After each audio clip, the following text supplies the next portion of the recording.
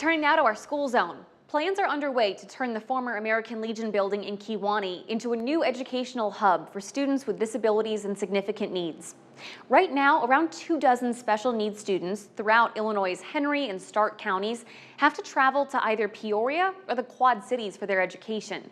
But if all goes according to plan, they'll all be under the same roof in Kewanee by this time next year.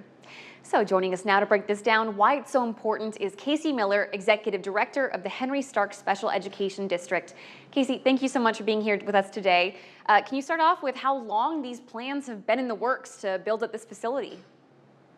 We've known there's been a need for it for a very long time. I'd say for at least the last 2 or 3 years, we've been trying to find somewhere in Kewanee or in one of our communities where we can have our students come back and be educated. And the lack of buildings was a really big hindrance.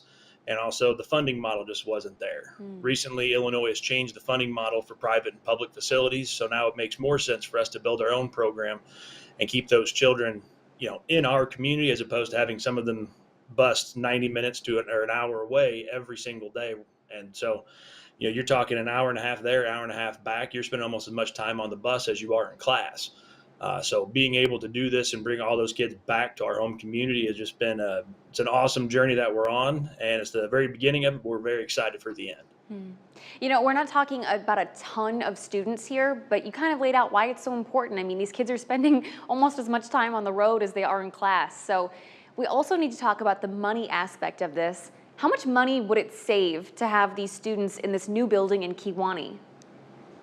Well, right now, between our 8 districts, we spend roughly $1.5 million to send students to these private facilities. So, and it's not because the students have done anything wrong. It's just their needs are higher than what we can meet in our gen ed buildings. So places like, ones in the Quad Cities and in Galesburg and in Peoria, they're specialized to work with those students. They do a fantastic job. But when you look at it's, $1.5 million in tuition that we pay them, along with another about $500,000 in transportation costs to bus those students there.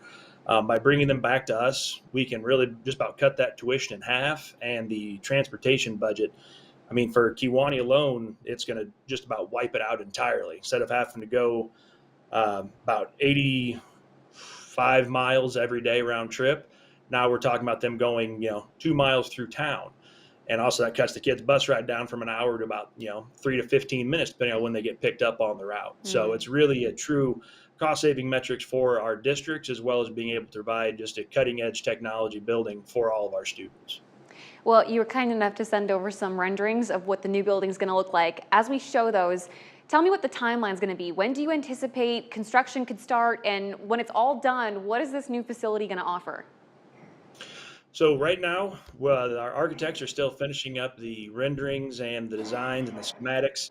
So we're hoping to have those out for the bidding process to start in October, with hopes of groundbreaking in mid to late November, with the ultimate goal of it opening August of 2026. So it's a lofty goal, but we have a great architect company in Dewberry, and we're just really excited to get them out there. So I'd love to be able to get the pictures out there for people and know that, if you own a construction company, those bid packs will be going out here in the next month or two. So we're excited to get that going and just really get everything started. And really quickly, what are you going to offer to students at this new building?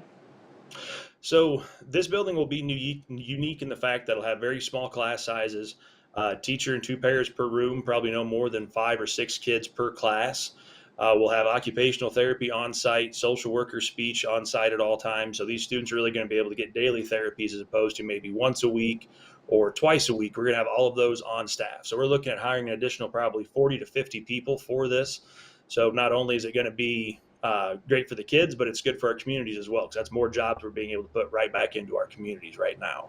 That's awesome. Like you said, it's a lofty timeline, but we're excited to see this come together in time for next school year. Casey, thank you so much for your time today.